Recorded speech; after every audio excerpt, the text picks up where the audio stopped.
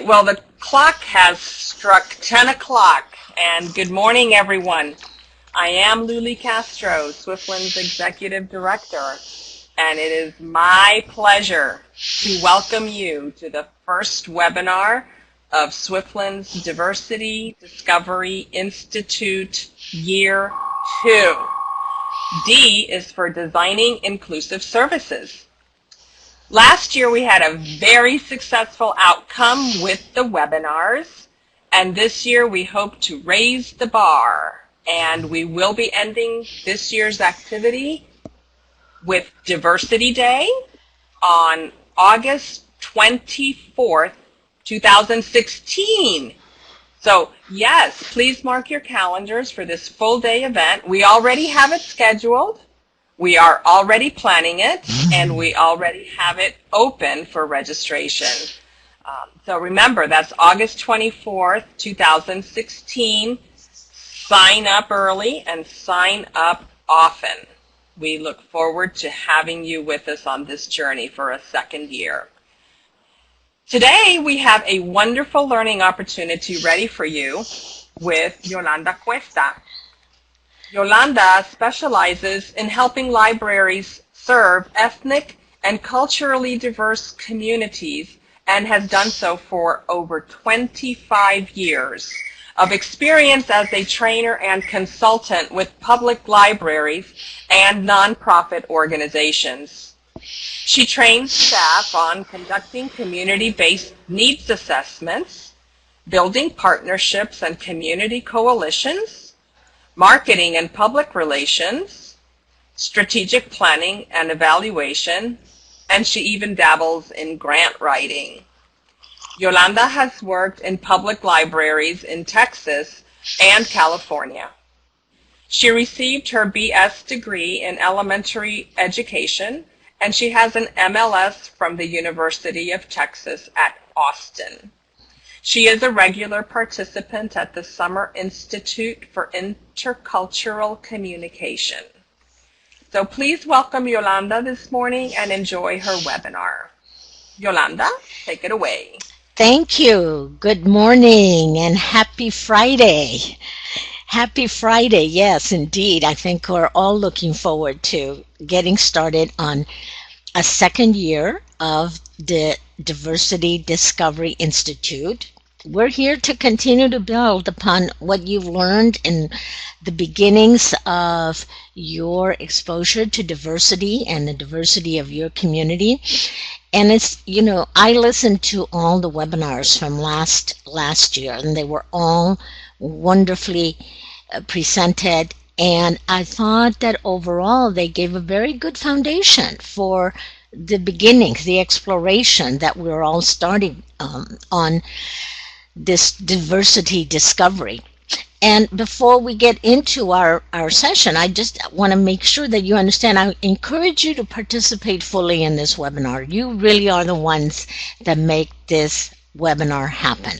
So if a question pops up as I'm talking or as you're going through one of the exercises, then be sure and raise that question right away, because I think a question that comes up needs to be addressed right then and there.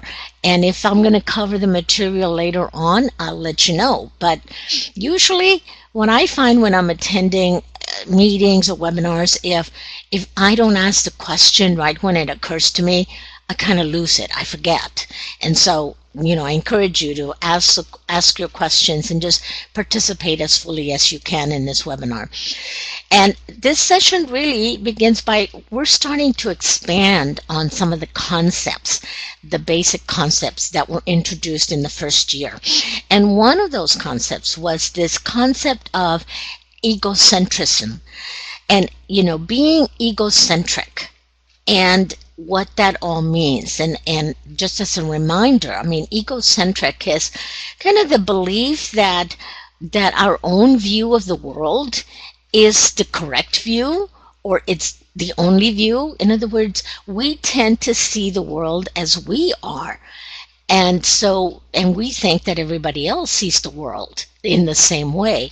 And so that is the concept of the egocentric, because we look at it and we look at everything and we bring everything of our culture and our background and our experiences, our values and belief systems all into the impressions and the perceptions that we have about this very valuable service we provide, which is library services. So it's I think that Linda, in one of her webinars last year, emphasized how difficult it is to step into another person's shoes.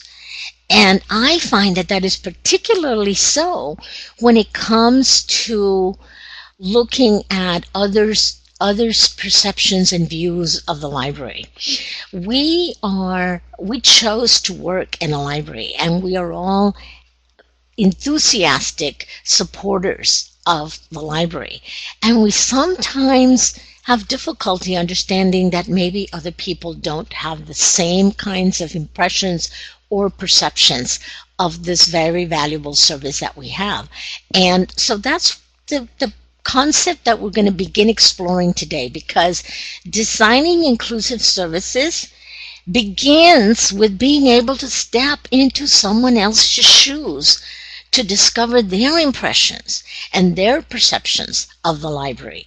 And we'll talk about what those are and how we might be able to begin this process of being able to step into someone else's shoes. So, we're going to start by looking at the impressions, first impressions.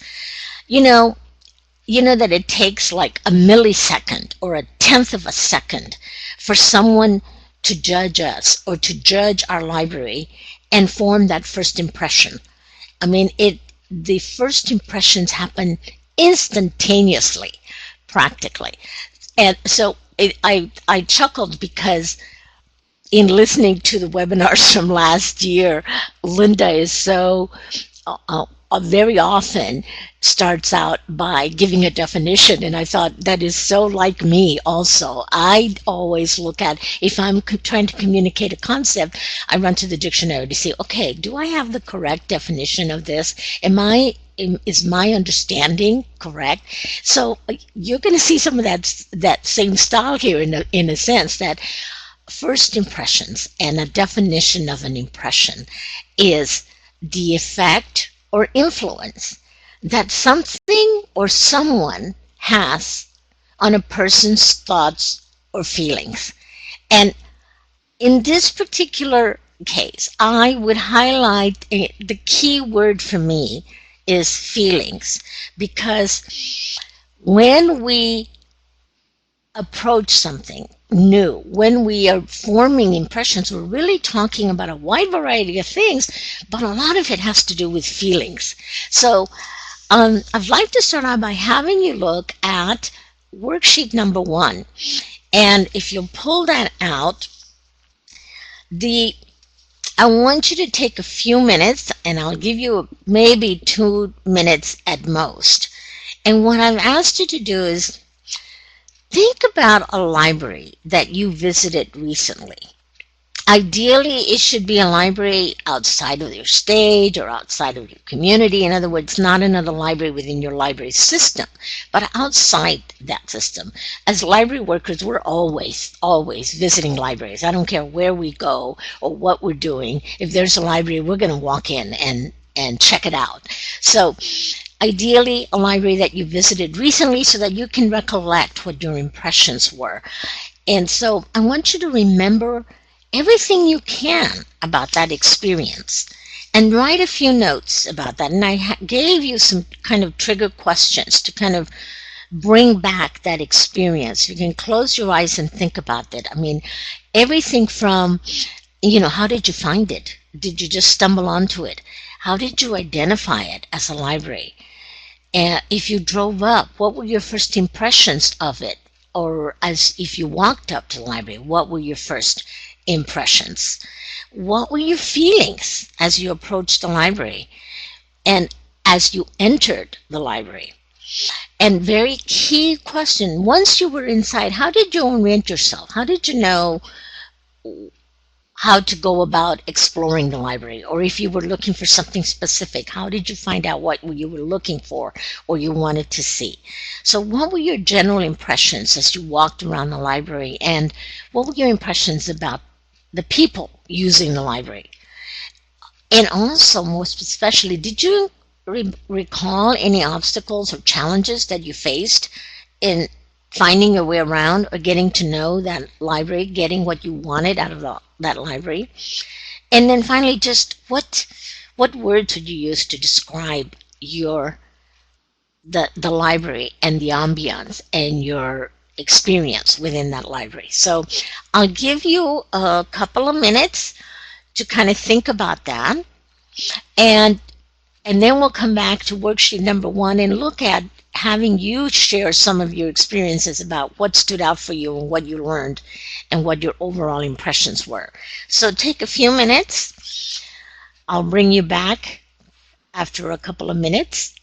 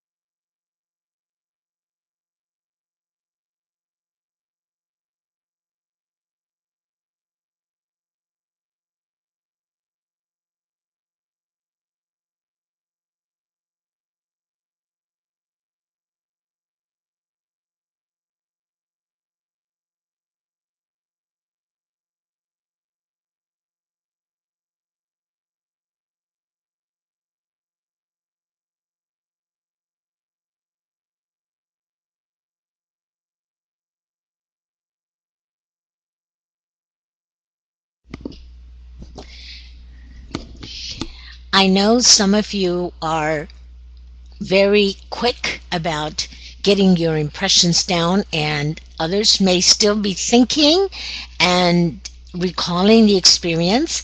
But for those of you who have formed your impressions, recall that experience, you can feel free to start typing in the chat box and telling us and sharing with us what stood out for you. What was your recollection of this impression of the library you visited, and what did you learn as a result of this experience and the experience of visiting the library?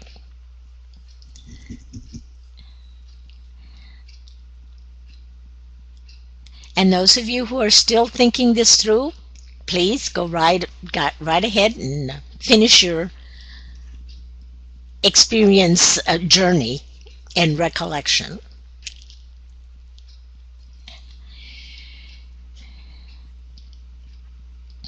I see a couple of people who are typing, so we'll soon get some comments and questions, reactions.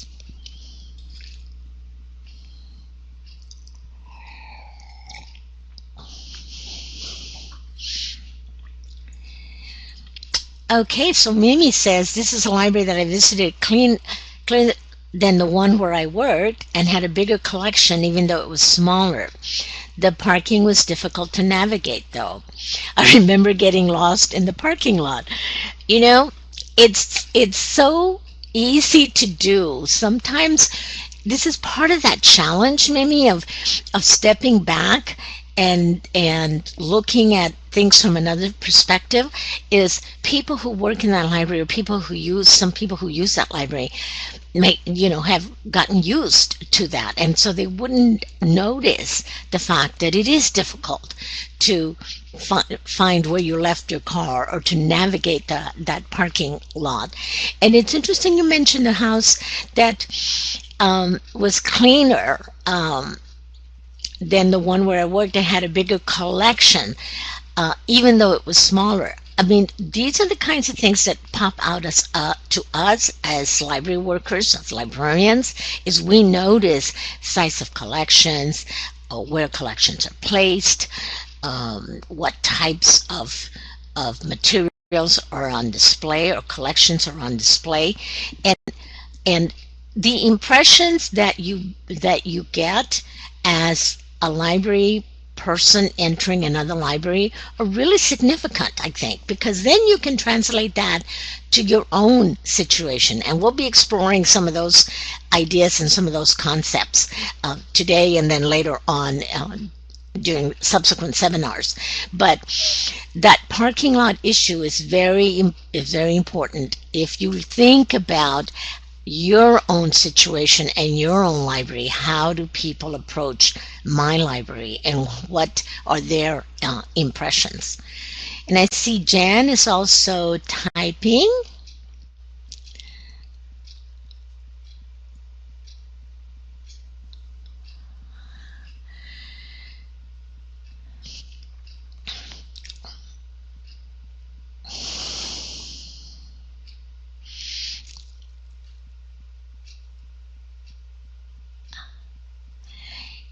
And multiple attendees are typing, so we'll see which comments come up first.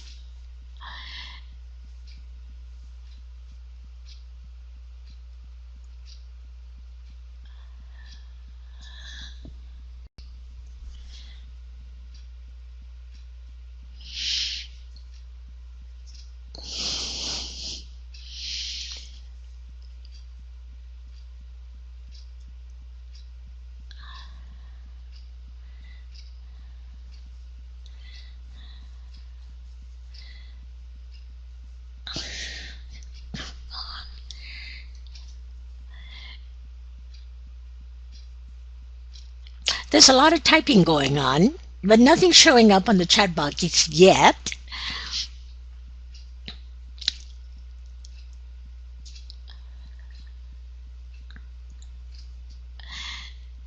All these comments will probably come up all at once, so we'll do my best to keep track of all of them.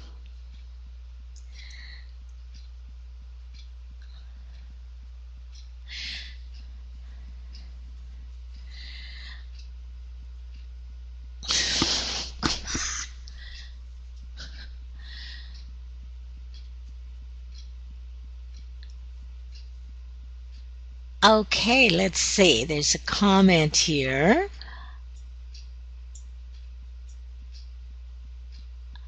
Aaron says, I think this is an extremely important exercise as we often forget to take a step back and look at our libraries from the patron side. I remember taking a...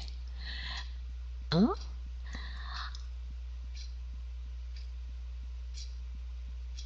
let me scroll back here. I remember taking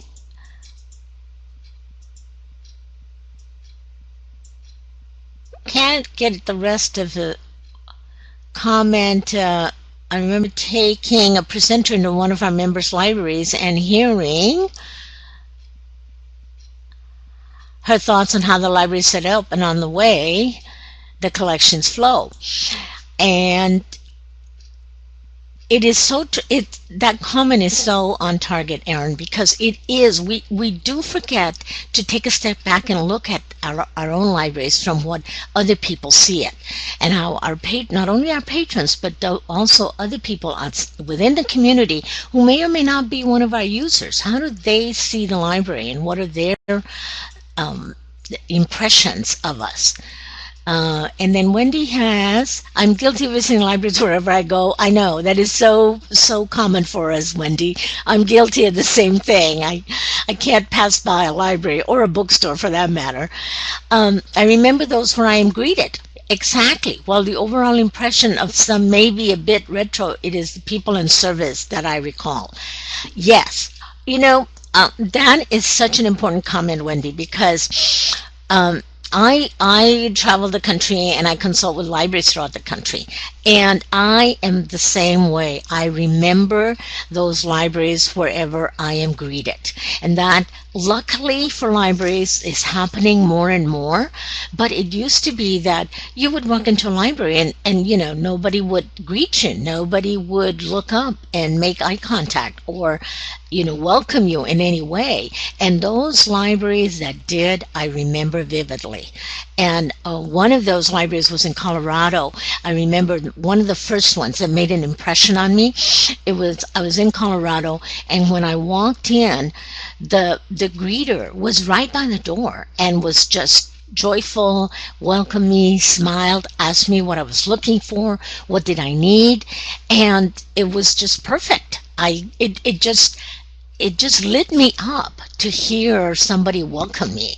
And as it turns out, the library had some, what I would say, physical challenges, layout challenges, in the sense that it wasn't immediately clear where things were.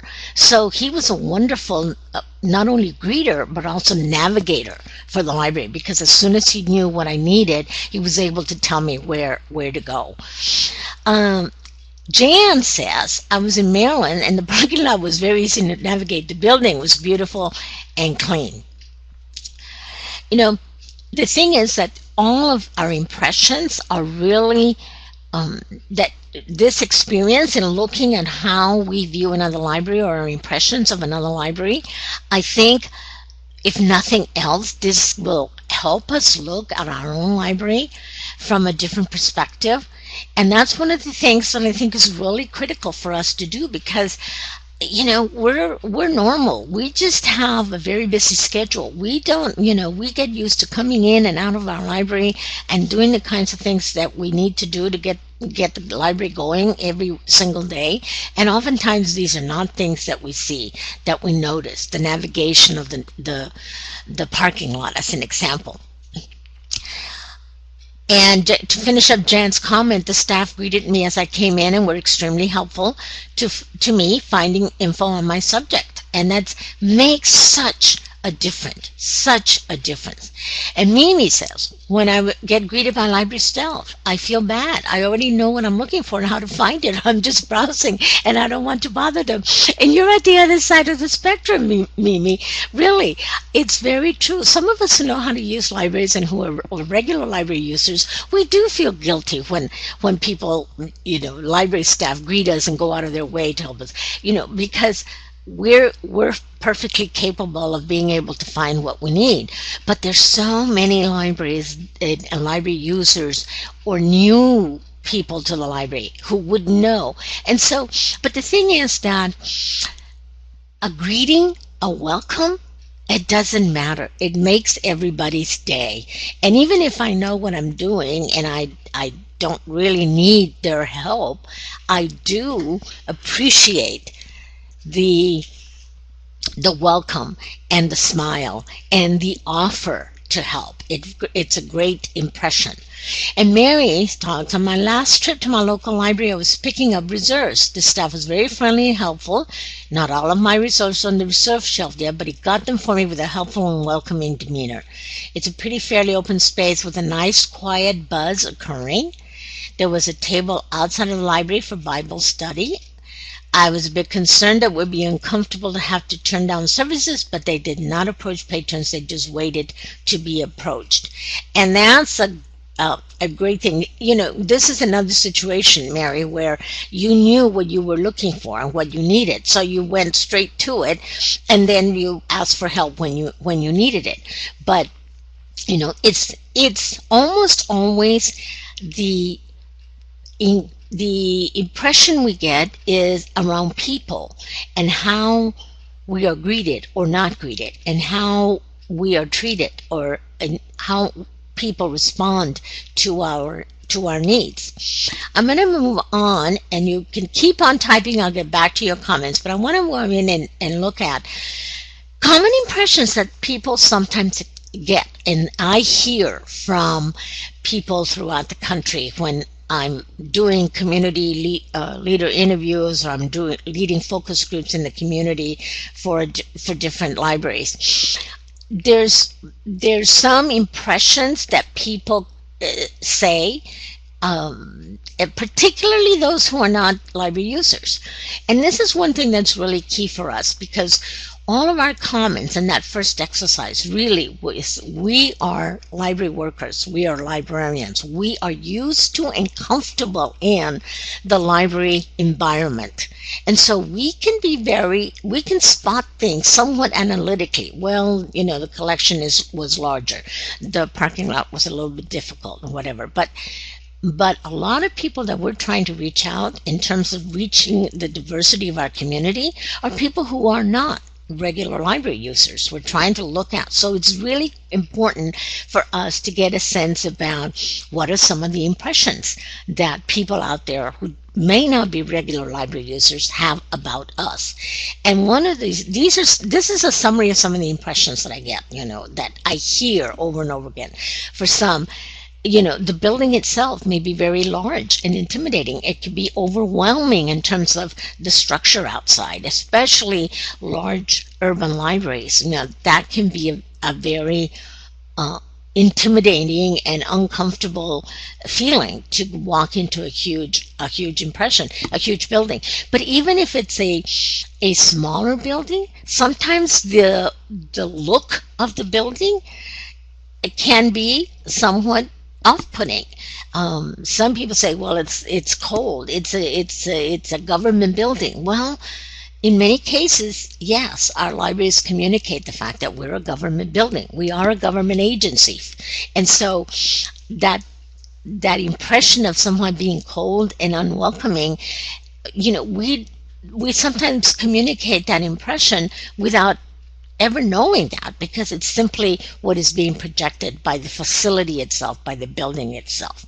But once people come into a library, particularly those who are not regular library users, who are not comfortable in the library ambiance, they find that the library itself is confusing and overwhelming. The layout itself is sometimes very problematic for some people. Where do you find out where to go? Where do you start? And sometimes our welcome desk, or our information desk, or our ask questions desk may not be as prominent as we would like it, or maybe we're simply overwhelmed with customers that are waiting, and we don't look up and see that maybe somebody is very tentative about coming in and trying to figure out, where do I go? And this goes back, that comment about staff looks too busy to be disturbed, that goes back to a comment that was made earlier about the fact that if some of our library customers may feel uncomfortable approaching staff because the staff looks really, really busy, and they know that they're in the middle of something and so forth, and they may not be comfortable interrupting, or may not feel comfortable waiting.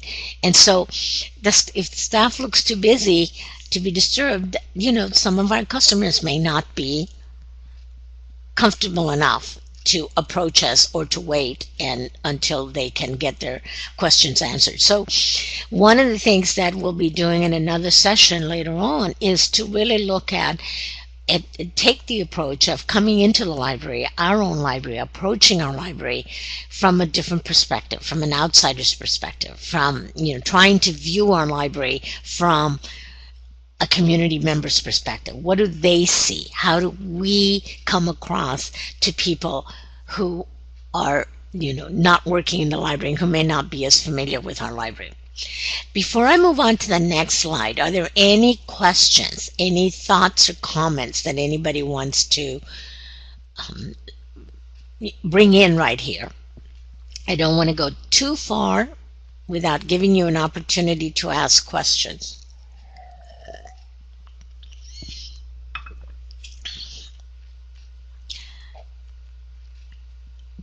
It looks like we're okay. Nobody's typing at the moment, so we'll move on. And if somebody has a question or a comment, I'll come back. I'll be on the lookout for any other comments. So, moving on to perceptions.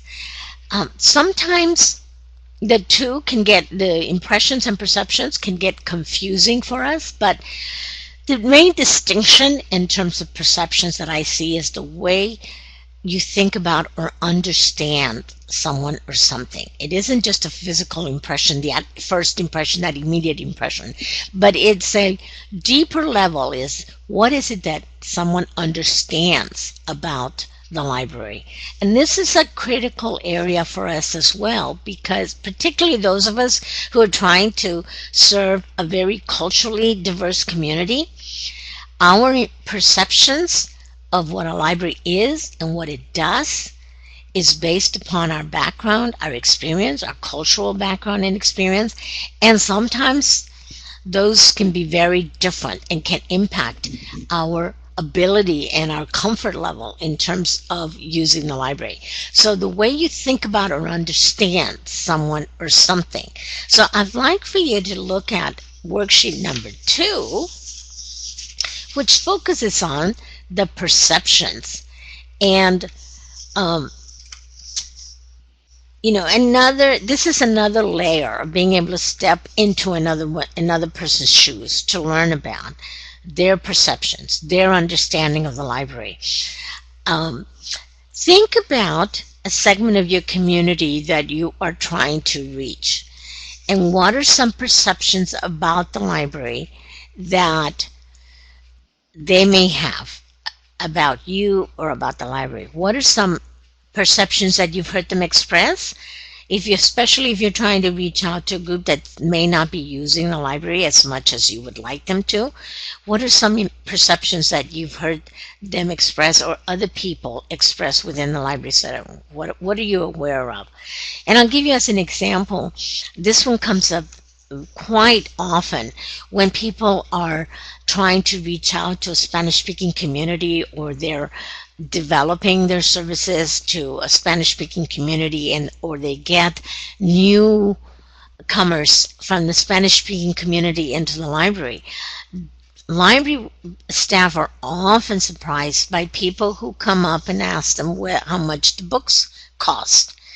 And it's a very common experience.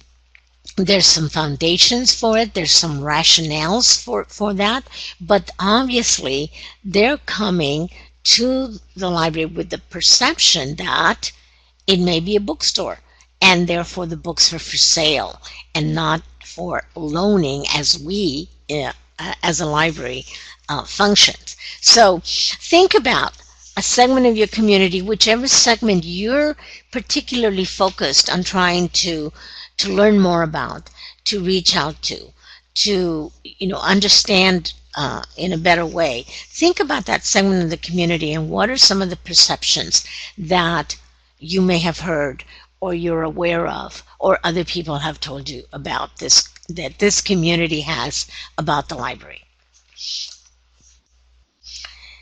Think about that, and whenever you're free, feel free to share your thoughts on the chat box.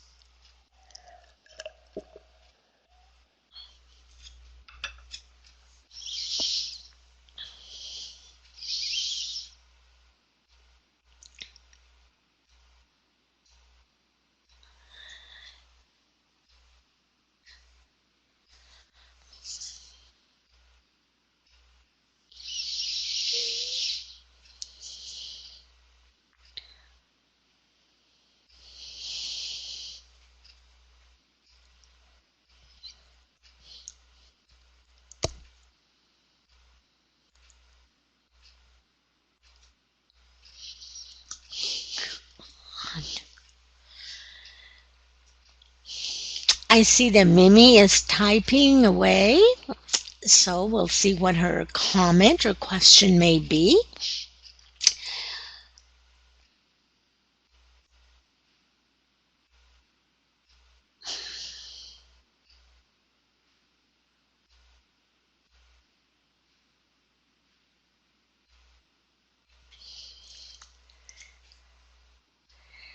Okay, so Mimi says, in the summer we had a grandmother bring her grandkids who complained that the library was loud. It was just after summer program came out. I know that families with kids are sometimes worried about that. I get a lot of parents that apologize for loud kids.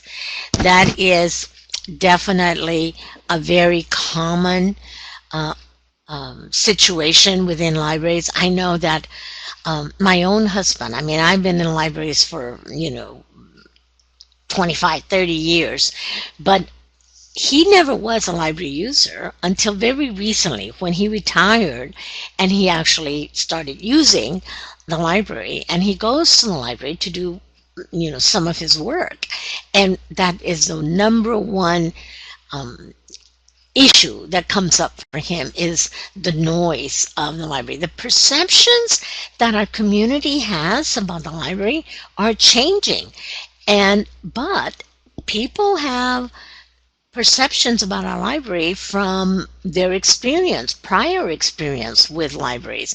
And so for my husband, that meant that the library was a quiet place where he could go and work and get a lot of things done, and he could be in his own little world, and that doesn't happen as often now. He has to adjust to a much higher level of noise, and that's part of the challenge for him. He has an understanding of the library from when he used to use the library many years ago, and now that perception and that understanding has to change, has to adapt, because we have our own library services have changed, our own library facilities have changed, and we have a different situation. And Mimi, for the comments, it's one of the things that I've read about families with autistic kids, that they worry that their child will have an outburst or something and that they won't be welcome. And that is so true. Parents with autistic children particularly are always quite fearful about what may happen. A lot of what can happen within a library, how a child may react, is not predictable, and the parent can only do so much, and so they get a sense that maybe the library is not going to be understanding, and not only the library staff but other library customers, other library people, because they will have the same kind of reaction and sort of look at the child and expect that they should be acting in a different way, in a quiet way. They should be controlled, and oftentimes that makes parents feel very guilty, and may in fact impact the fact that they may not come back for a while, or they'll come back it without the child, or they'll come back with at times when they may think that the library is not as crowded. These are all impacts, that perceptions and understandings that people have about what a library should do, what the ambience should be, what the environment should be within a library, that is changing, and that is difficult for and challenging for us, to not only for us as our own library staff to understand and adjust to, but also to help our customers understand and adjust to. And Aaron mentions, as the library morphs and is utilized as a place for maker spaces, for social services, etc., the stereotypes of the quiet place, the quiet, shushing librarian, are broken. And that is so true. We are becoming more and more of a community gathering place and a community making space. So there's a lot of other activity going on within a library. And the understanding that some people have about what a library should be and what it should provide and what the ambience should be is really changing. And communicating that and adjusting to that understanding is very difficult for some of our customers. And our ability to help them understand how we can, and our ability to adjust to to accommodate all of those different understandings and perceptions of what people expect and what people want. That's a big challenge for us, and that's um, a real issue for us right now, is how do we adjust to this. And in one of the seminars last year, I remember that Linda, mentioned that it's really hard for us to expect our customers to be the ones to adjust. We're the ones that need to adapt and show how we can facilitate the process for everybody, how we can facilitate the use of the library for everybody. And a lot of that is happening right now in terms of the libraries that are being built or that are being remodeled, so that there's spaces for different groups and that there's sound barriers, so that people who really do want to come and concentrate, do some concentrated reading or concentrated research, can have the quiet that they need. And at the same time, we have the ability to be able to welcome teens and children and people who are interested in working together and collaborating on something, so that they have the space that they need to also use the library to their benefit. So there's the understandings are changing, and they're very challenging. And this is in terms of some of the common perceptions that people have about libraries. And again, this comes to me from being out there in different communities and talking to people about what do they think about the library? What are their impressions? What is their understanding about what a library does and how it can serve them? And one of the things that comes up is libraries are for educated people, or for those going to school. After all, it's full of books. It is obviously intended for people who are highly educated, or who read, or who are already enrolled in school, and therefore it's provided to them. And a lot of that, some of that can have a cultural basis. It's based upon, particularly with our cultural communities, may be based upon the experience they had in their home country. They may have libraries that are mostly academic. They may have libraries that may be public, but that have restricted access to the materials. So there's all kinds of issues in terms of what was their experience in their home country. What is their experience with libraries as they grew up? What are those perceptions? And so that's one of those that comes up very quickly, very often. Using the library requires a fee. That is very common as well, because, as we said earlier, people may be confusing. Some people from some different cultures, like the Spanish-speaking community, may be confusing it with a bookstore.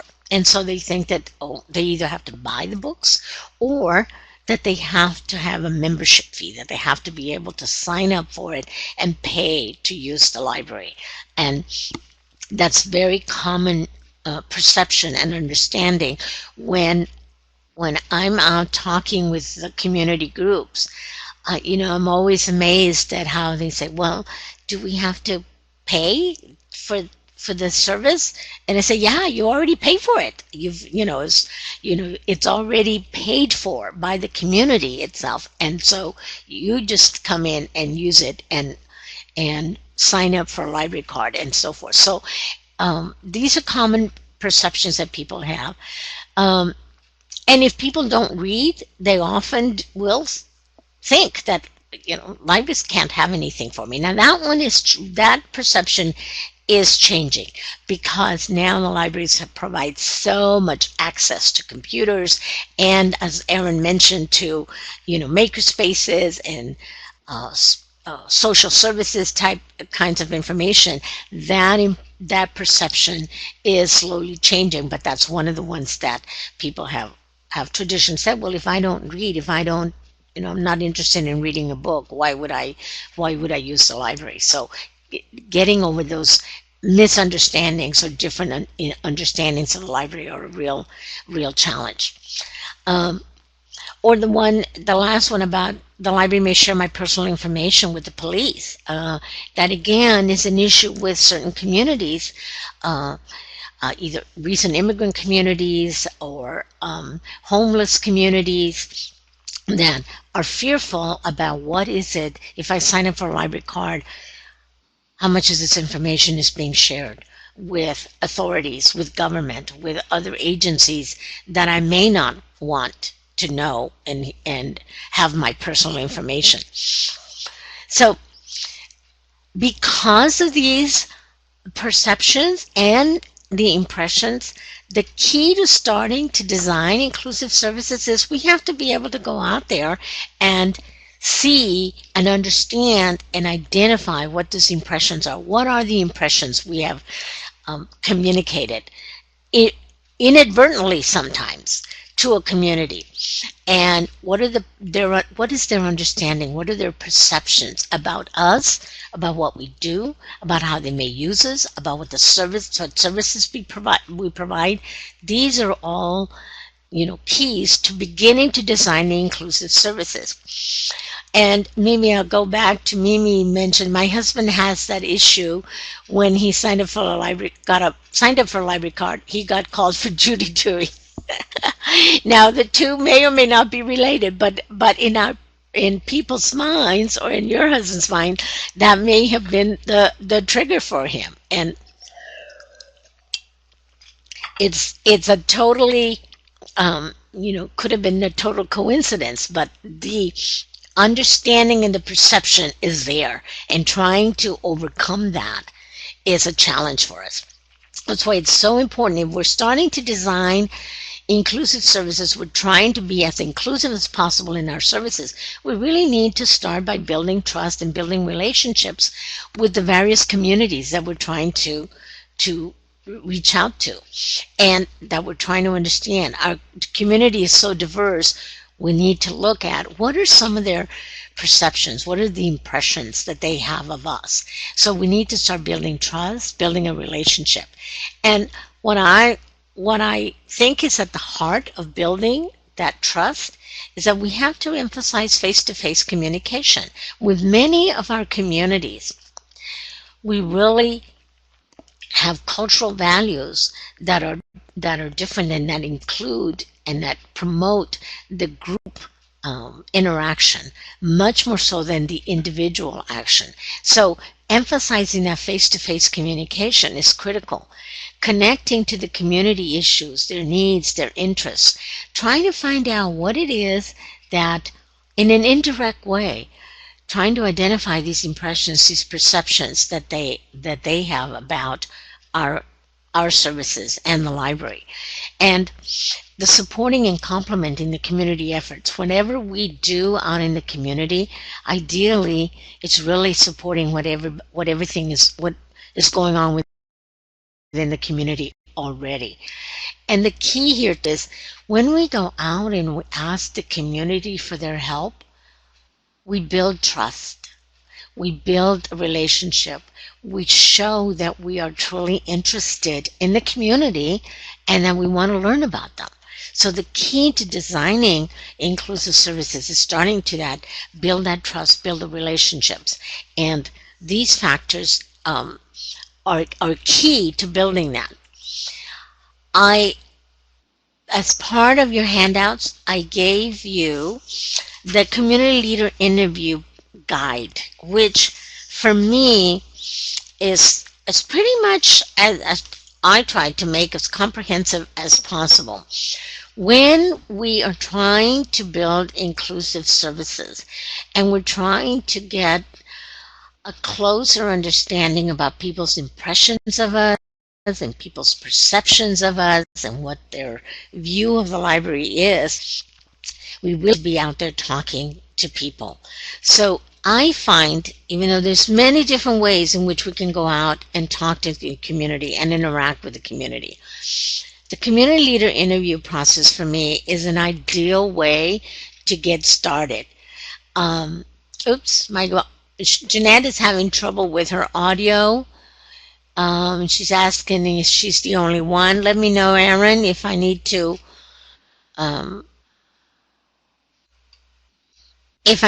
adjust my volume. Okay.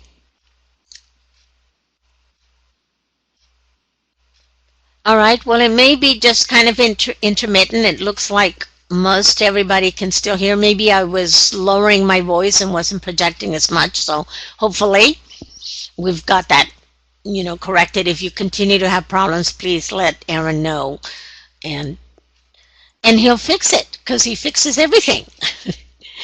Um, okay, so yes, okay, so Jeanette says it's good now. So it may have been, Jeanette, that I was just, lowering my voice a little bit too much. So anyway, going back to the community leader interview process. The reason that I think it sort of rises to the top for me in terms of the techniques that are there for you to use in learning about the community and tapping into the community's resources is that it there's so many different benefits from you doing community leader interviews. As I mentioned, the first one is because community leaders are already trusted by the community. Whatever segment of the community you're talking about, whether it's parents with autistic children, whether it's disabled people, whether it's gays and lesbians, whether it's Spanish speaking, whatever your target community may be, whoever it is that you're trying to understand, that you're trying to get a deeper knowledge of in terms of their diversity, their issues and interests, then this is a perfect well because you tap into people who already have the trust of that community. They're leaders because people trust them. People within that community are already trusted.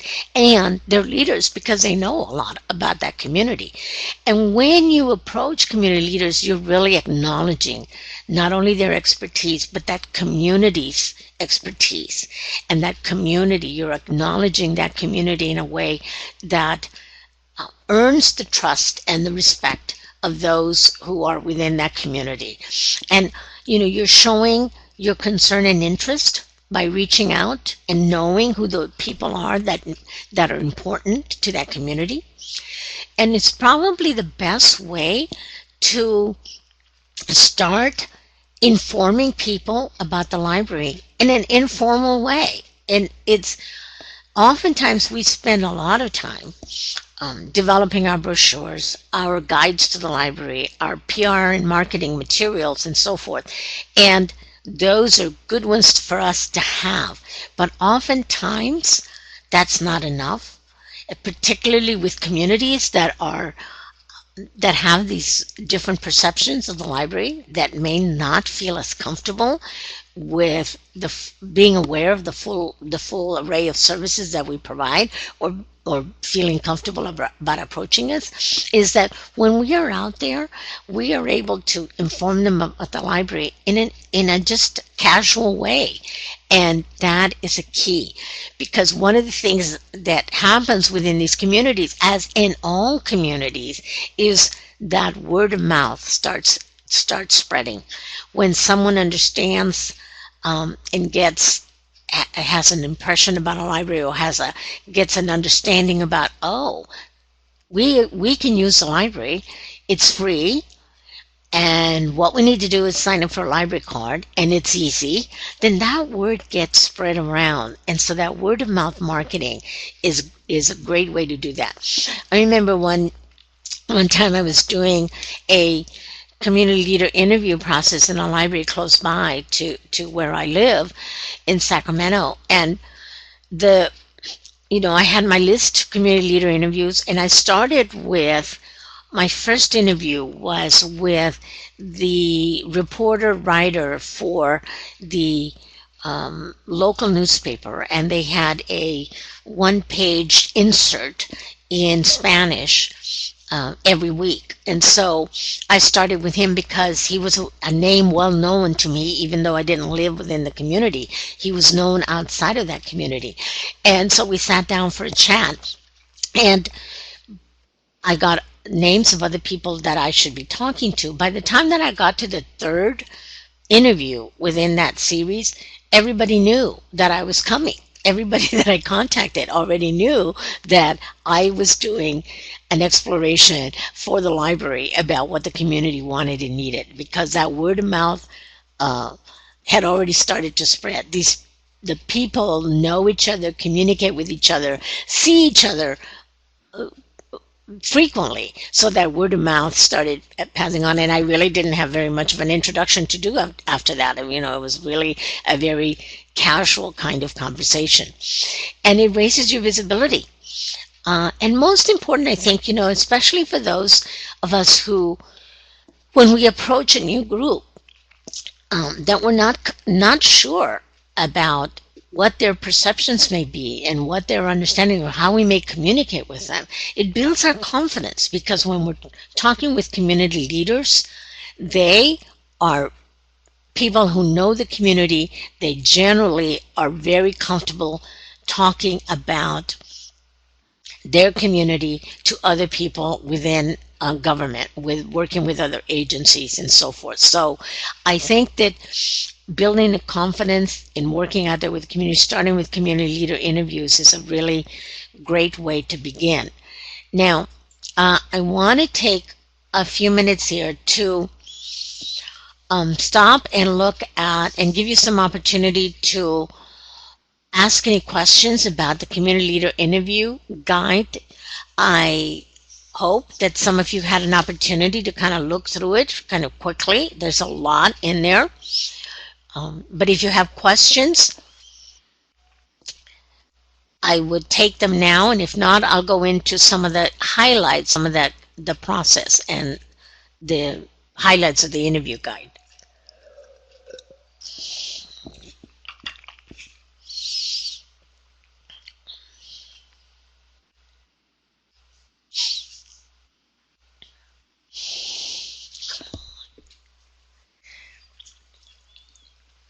I trust that we solved the audio issues. I think it looks like we have.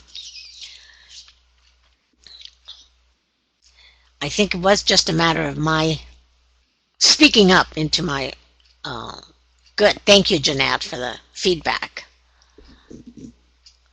It's really important that you be able to hear me.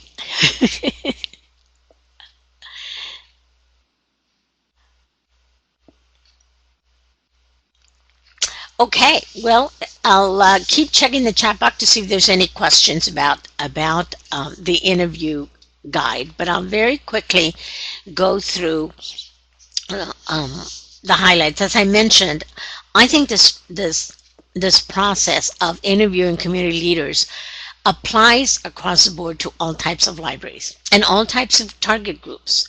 Whatever group you may be interested in getting to know and getting to understand a little bit better, this process and this community leader interview guide will help you through that. It's helpful with academic libraries in the sense that you can look at community interviewing people within your campus that are leaders of the groups that you want to reach out to, the gay and lesbian, the possibly the ethnic groups within that. They all have their own groups on a campus, and you can use this process to begin approaching some of them and looking at what are the possibilities. If you're in a school library, you can use this for interviewing parents or interviewing the teachers or the counselors who work primarily with the group that you're targeting. There's a way to look at this process and tailor it to your particular library. There's community, when we say community leaders, it really applies to any setting and any library. So it's a matter of how do I define a community leader within this group. And the goals for this, really, you can use this interview guide as an introductory kind of way to begin the process of getting to know a particular target group. So you go out there trying to find out the basics, trying to get a sense of the impressions, the perceptions that these groups have. But it's also good once you've started a process to go back and check in with them and have them, check in with, give you some feedback about what's working, what's not working, or looking at a particular service that you are thinking of developing or that you've developed and want some feedback on. So the process is quite flexible, but the setting up the interviews, conducting interviews, that whole process is all covered within the guide. I would say that probably one of the major questions I get in terms of the interview guide is the question of identifying the community leaders. Is how do I find them? Is the question that I get. And what I say to people, it really only takes one. You have to find just one, and then the process kind of moves forward, steamrolls in a way. And oftentimes that first one you can identify by talking with people within your own library staff, or within your circle of library users that already fall within that group, or even by flipping through the newspaper and looking at some of the major news stories that are coming up about that particular group within your community. Who are the spokespeople? Who are they quoting? Whose names are showing up in different settings on that?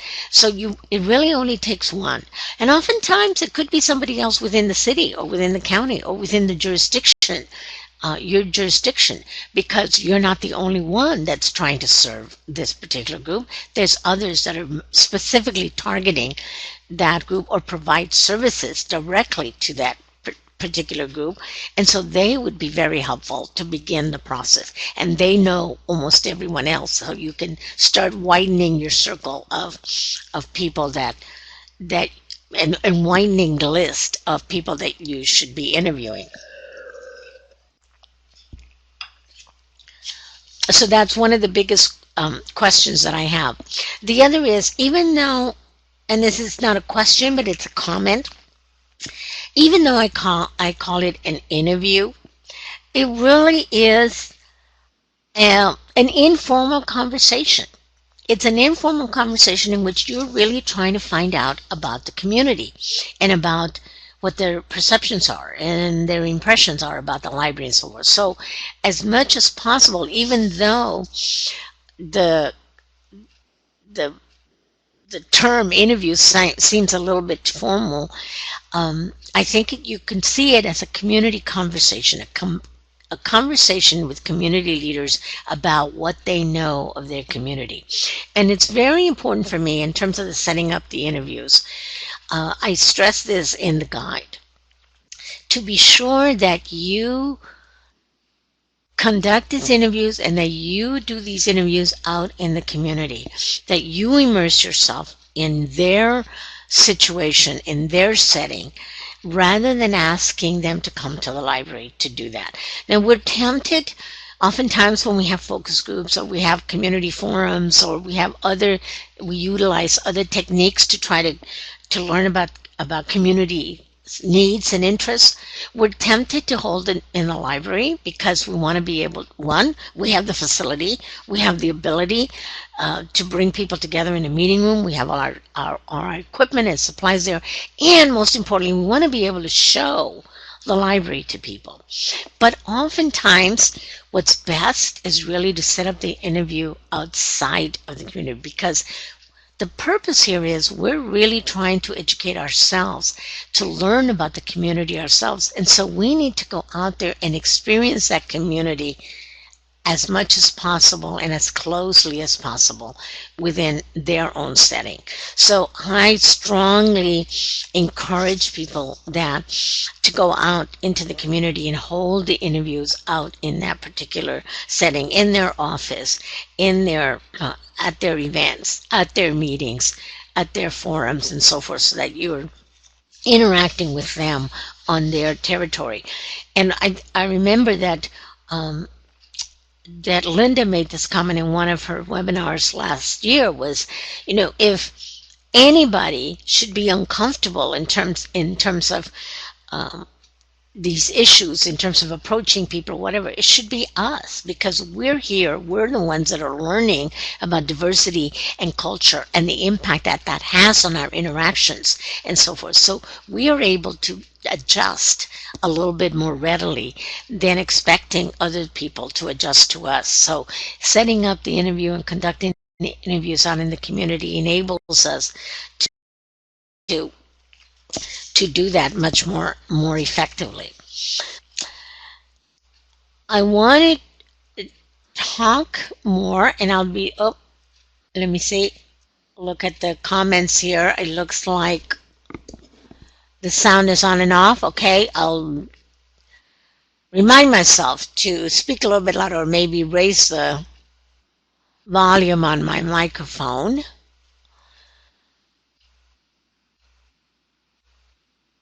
Okay, all right. Well, I'll try to remember to keep my voice level up. I want to, of all the information on that I presented and gave to you in the guide, the one other area that I want to emphasize is really looking at what do you do, what questions do you ask when you're out in the community talking to people, when you're out trying to understand the community's impressions of us as a library, the community's understanding of who we are and what we do. Oftentimes, when we are out in the community, we are tempted to see this as a kind of a marketing opportunity, as an opportunity to tell people about the library. But think about this. If their perception is a somewhat restricted one, they see us as a place to go to read, or as a place to check out books, or maybe as a place that sells books. Asking them about what a library what we should be providing them as a library is a little bit challenging for them. And oftentimes when I'm working with libraries, I tell them, if you're going to go out there, really don't even mention that the library. Don't ask, what should the library be doing to serve you better? What services should we provide? Should we be doing more of this or more of that? Because remember that what we're out there doing is we're trying to figure out and learn about their interests, their goals, their needs, their aspirations. What are their perceptions of us? What are their impressions that we need to look at? So we really need to step back, and another one of the situations where we step back and we don't really focus on our library, but we focus on them. Let me see. There's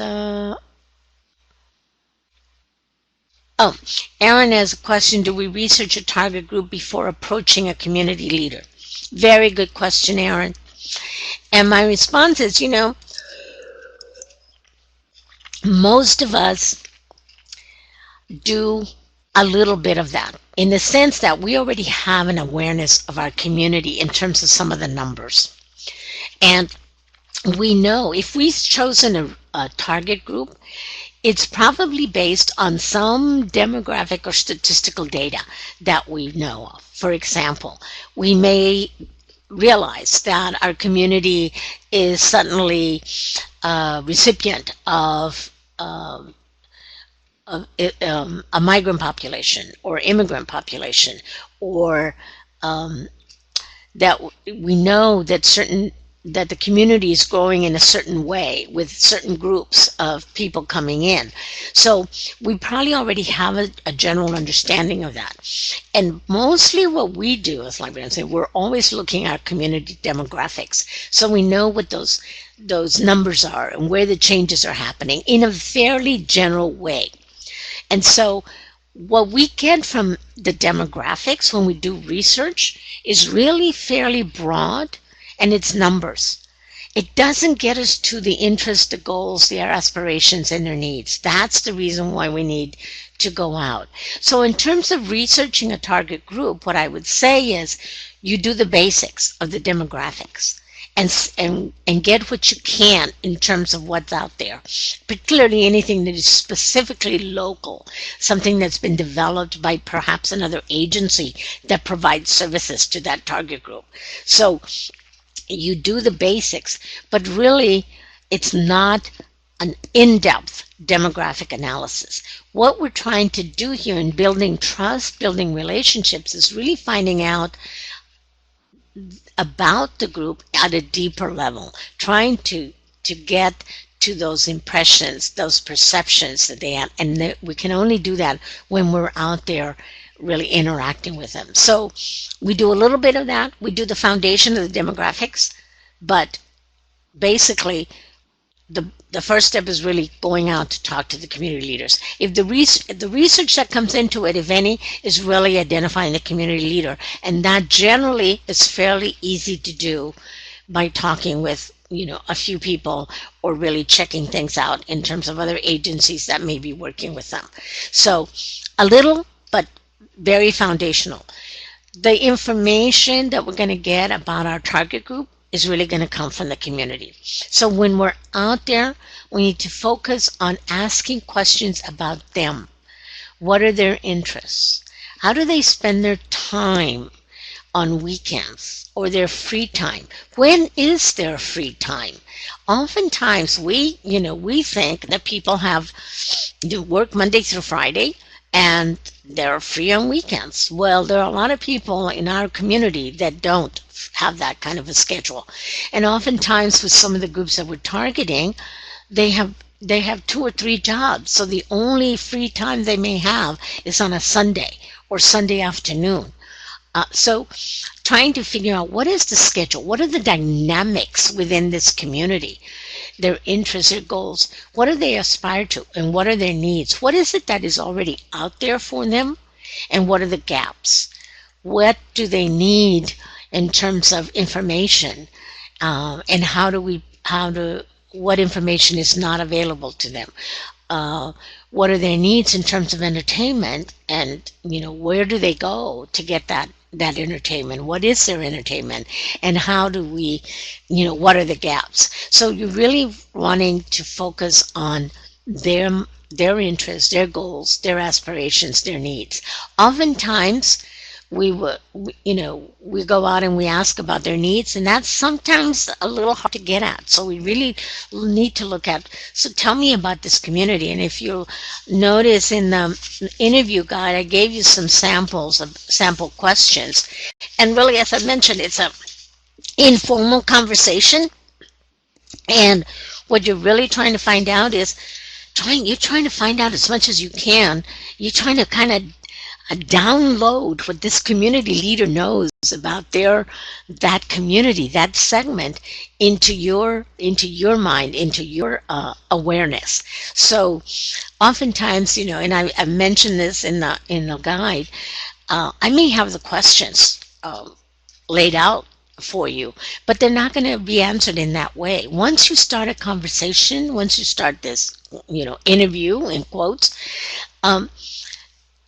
the conversation will take its own course, because the people that you're talking to are very knowledgeable, so they will go on and tell you and give you the full picture without you having to ask the question.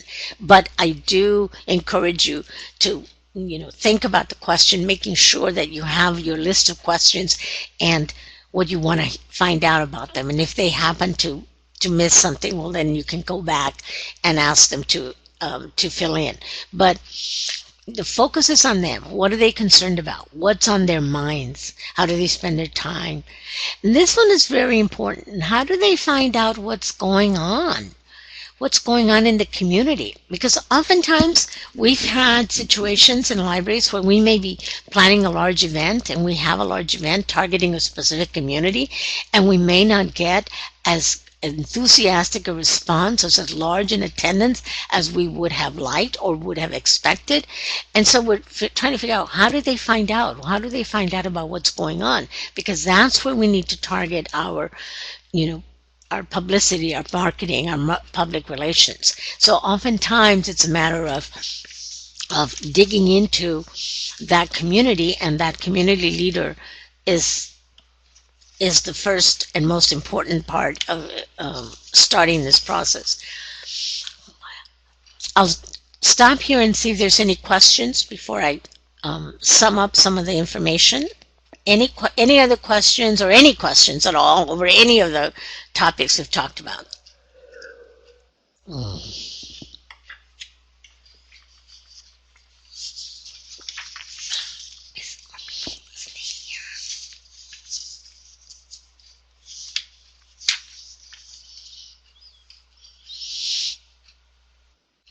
Okay, doesn't look like we have anybody typing a question. So I want to kind of look at some of the summing up and why this process so important towards building the trust, and how do you build a relationship.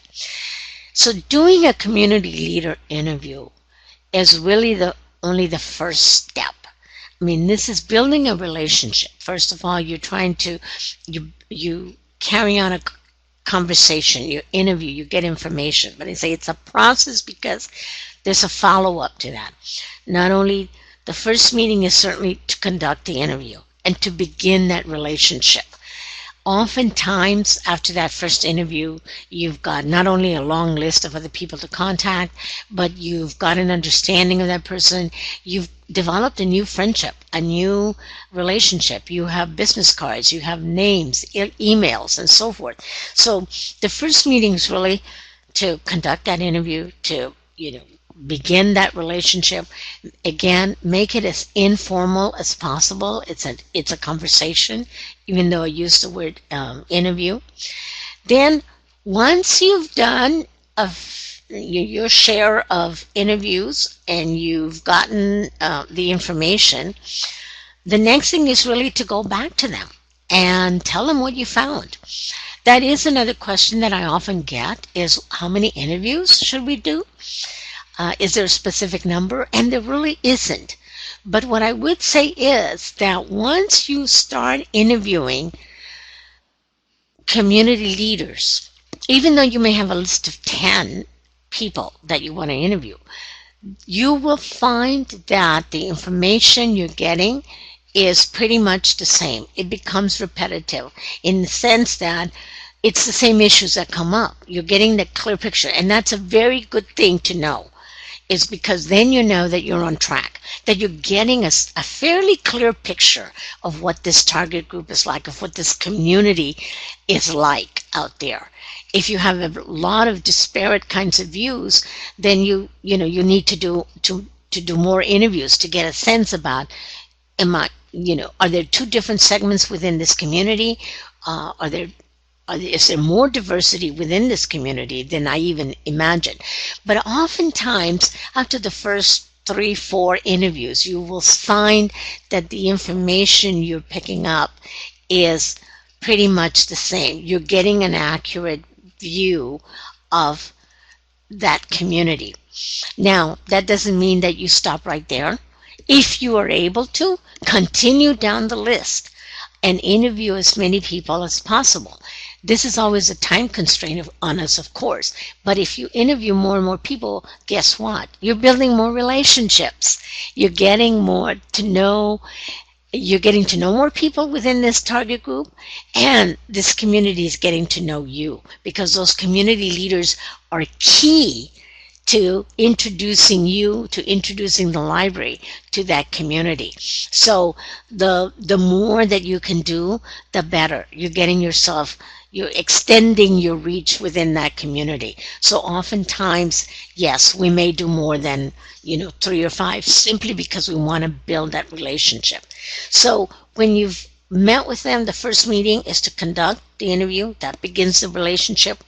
Once you've reach the point where you think I'm ready to summarize information, here's what I found out, then you summarize it. And the second meeting really is to go back and do a personal follow-up with each one of the people that you interviewed and share what it is you found. Share the results of what you found.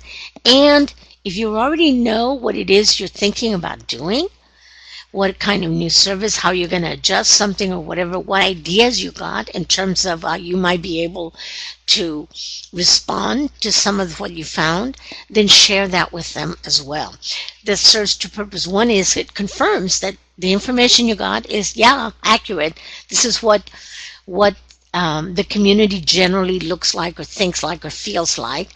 And the other is it involves people and gets the community leaders involved in your planning, in your action, in your thinking about what the future may be. So you get their input, you get their reactions on, we've been thinking, now that we've learned this about the community, here's what we're thinking of doing. What do you think? Does this make sense? Is this something that you think the community would respond to, that meets the needs that you've identified, that helps this community? And once you've got something underway, remember, this is best word of mouth marketing. So go back to that community leader and say, okay, here's what we're doing. Here's an event. Here's a program we're starting, whatever. Please help us get the word out to the community. Help us, tell us how we might be able to get the word out to the community so that we can continue to build this relationship and continue to build trust. That ongoing follow-up with the community leader is a key. And once you've established that relationship, what you will find is they will start including you in many other things. That's one of the success criteria I tell people. Well, when you have, how do you know that you've been successful in starting to build trust and starting to build a relationship is when they start inviting you to the event, when they start looking to you as a participant, when they start looking to you as, being someone that should be involved in a community effort or in a community planning event and so forth. So when they turn to you to find out, to include you, I think that that's an indication that you're moving towards building that trust, building that relationship. I'll pause again here for any questions that you may have. We still have a few minutes.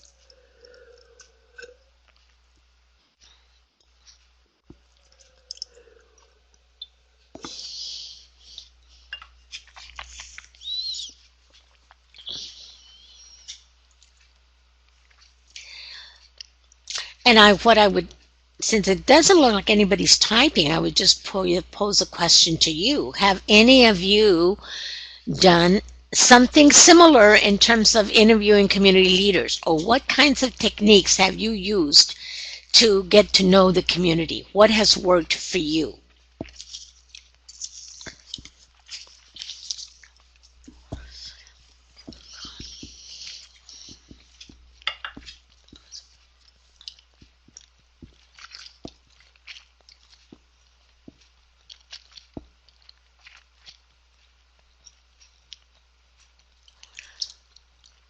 I see that Mimi is typing.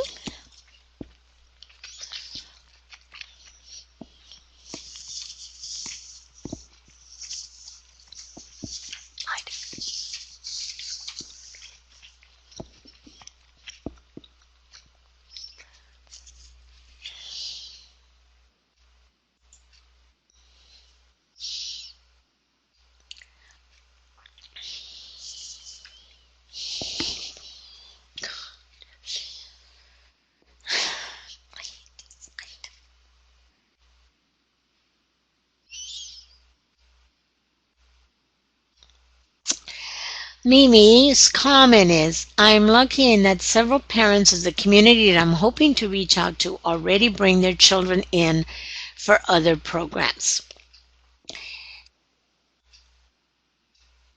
Excellent. Yes. Oftentimes, the people we want to talk to are already coming in, and they're some of the ones that we can start with, because they're part of our target community. They know others within that community, and we can easily talk with them. They're the ones that can start us on developing that list of who else should we talk to, who else should be on the list that we should reach out to.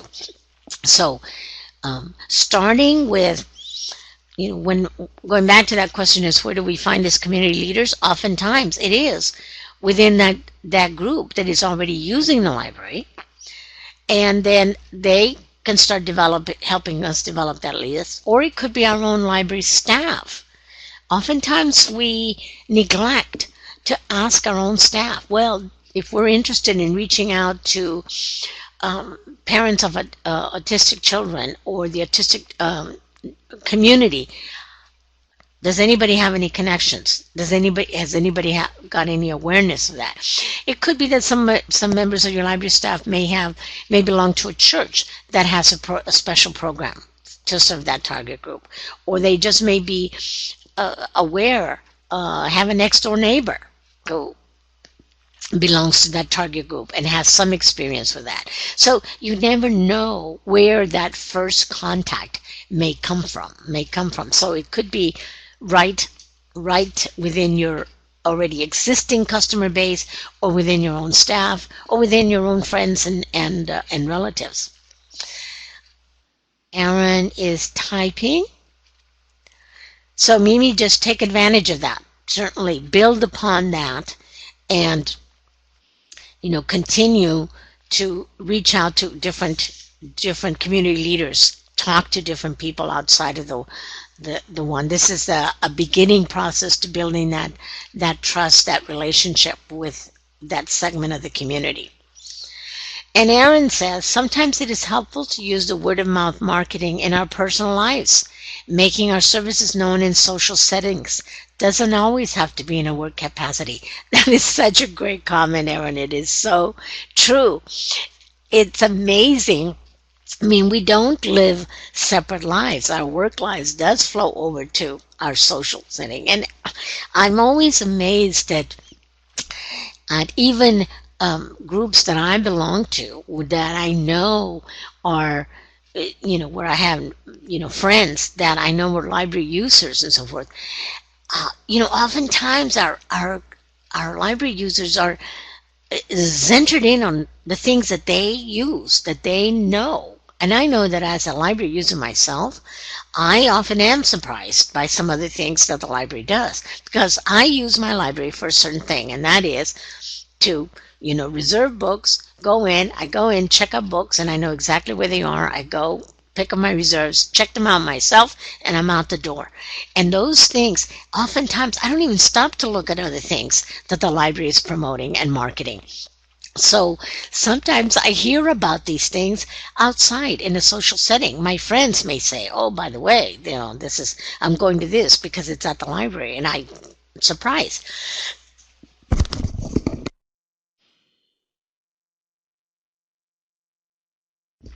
So, Aaron, that's a wonderful comment about that. Yes, it's often good to start that word of mouth marketing outside in our own personal lives. And Jan says, I let a couple of single parents know about the library programs and what we offer, and word did spread. It's amazing how often that word of mouth works so effectively. Even though we may have on this published marketing material, oftentimes it just gets overlooked. It's another, and it's we're inundated with so many pieces of information that we don't always zero in on that which really does mean something to us, or should mean something to us. But having somebody else point it out, that brings it to the forefront, and we're able to to filter out all the other things that don't mean as much to us or that are not as important to us. I think we are very close to the end. I don't want to run over in any, but I don't see anybody else typing. So I think that we're probably at a place where we can wrap up. And I neglected, Aaron, to put my email anywhere on these materials, but I do want to let everybody know, if you have any follow-up questions once you start, maybe you have an opportunity to actually read the interview guide, or you have questions, you've done some thinking about this, and you have some follow-up, I would be happy to answer anything by email, or give me a phone call. So, Aaron, I would certainly appreciate it if you would provide that information, since I neglected to do that. And I see that Luli and Aaron are both typing. Thank you, Aaron. I would appreciate it. Excellent. Thank you. And I'll think. Word. Email them. Emailo. I have a new word. Email a new word. So yeah, I we like will that, be sure Lily. to. You're like, well, hey, I come up with things. You never know. We will be very happy, Yolanda, to include your contact information in the survey and Thank certificate and you. link to the recording that we will be sending out this afternoon. Thank you, Yolanda, for a Thank you. wonderful webinar. Thank We're you very very lucky. much. We're very lucky to have been able to participate in this learning opportunity. It was great information and great sneak peek of what's coming up. Yolanda will be doing another one of our Diversity Discovery Institute Year 2 webinars, but not the next one. The next one will be on November 20th, where we will be exploring identity with Dieta Jones. So I is for Identity will be the second webinar. We already have it on the Swiftland website, open for registration with a short description. We hope that you enjoyed today's so much that you will continue down this journey with us and go ahead and register for every single one. We also have the second webinar for those of you that attended or are interested in attending the DigiRef Academy, Digital Reference. We have a monthly event with Digital Reference, and our next event online will be on November 12th. I don't know, I can't speak this morning. It's Friday. And Dr. Naomi Gold will be exploring the reference interview. Next week on October 29th, Dr. Naomi Gold is also presenting a very popular webinar, hurry, seats are filling up, on developing effective outreach programs in libraries. So I think it kind of goes a little bit in hand with what Yolanda has talked about today. And I hope that you will join us if you haven't yet registered. That is October 29, and it's also open for registration. So we hope you're able to join us for these wonderful upcoming opportunities in the coming months. As you hear me say every time, feel free to keep checking our CE calendar up on our website. Look for our friendly Florida statewide calendar posts. You can follow us on Facebook, like us, and you will get things on Facebook immediately as we announce them. Or you can follow us on Twitter. We're like Peter Piper or the Pied Piper. Or look for your friendly message from Aaron to the listserv. There's lots of ways to engage with us, and we're very happy when you attend our events. So thank you everyone for attending. Have a great weekend. Those of you that are fortunate enough to be in the northern parts of Florida that, you know, you get a little kiss of cold, please blow it down to us because we're still a little warm down here. So if there's anything you need from us, we'll be staying on for a few minutes. If not, have a great weekend. Thanks for joining us.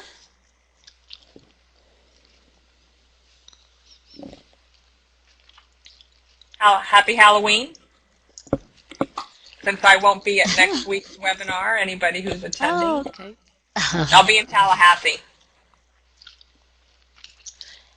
And thank you, Jeanette, for such a wonderful job. I could see you, and you were so enthusiastic about your translation. It was great. Thank you. She is. She is a wonderful addition. Wonderful addition. Yes, she is. Absolutely, I agree. We love having her little face there. Bye, Jeanette. Thank you. Bye. Jeanette.